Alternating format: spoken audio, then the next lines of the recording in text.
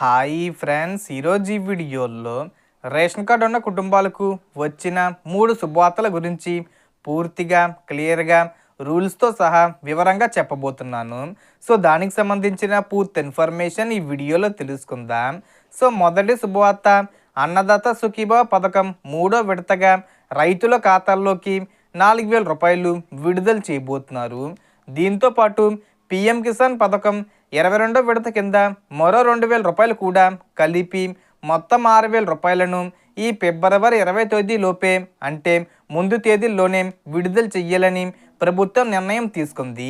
దీనికి అర్హత ఏంటంటే తప్పనిసరిగా రేషన్ కార్డు ఉండాలి, రైతు భూమి రికార్డుల్లో ఆన్లైన్లో అప్డేట్ అయి ఉండాలి, బ్యాంక్ ఖాతా ఆధార్తో లింక్ అయి ఉండాలి, పిఎం కిసాన్లో ఇప్పటికే పేరు నమోదై ఉండాలి, అలాగే గత విడతల్లో డబ్బులు తీసుకున్న వారికి ఆటోమేటిక్గా ఈ విడత కూడా వస్తుంది. భూమి వివరాల్లో లేదా ఈకేవీసీలో సమస్యలుంటే డబ్బులు నిలిపివేయబడతాయి కాబట్టి ముందుగా అందరూ సరి చేసుకోవాలి. ఇక రెండవ శుభవార్త, తల్లికి వందనం పథకం. ఈ పథకం కింద 1వ తరగతి నుంచి ఇంటర్ సెకండ్ ఇయర్ వరకు చదువుతున్న ప్రతి విద్యార్థి తల్లికి సంవత్సరానికి 13,000 రూపాయలు నేరుగా బ్యాంక్ ఖాతాల్లో జమ చేస్తారు. ఒక కుటుంబంలో 2 పిల్లలు చదువుకుంటే 2 పేర్ల మీదుగా మొత్తం 26,000 రూపాయలు తల్లికి వస్తాయి. అర్హత విషయానికి వస్తే విద్యార్థి ప్రభుత్వ లేదా గుర్తింపు పొందిన ప్రైవేటు స్కూలు లేదా కాలేజీల్లో చదువుతూ ఉండాలి, హాజరు తప్పనిసరిగా ఉండాలి, తల్లి పేరు రేషన్ కార్డులో ఉండాలి, బ్యాంక్ ఖాతా ఆధార్తో లింకే ఉండాలి, గత విడతలో అర్హత ఉన్న టెక్నికల్ సమస్య వల్ల డబ్బులు పడని వారికి కూడా ఈ ఫిబ్రవరి 20 తేదీలోపే పెండింగ్ అమౌంట్ విడుదల చేయబోతున్నారని స్పష్టంగా చెప్పారు. ఇక మూడవ శుభవార్త మహిళలకు సంబంధించి చాలా కీలకమైనది.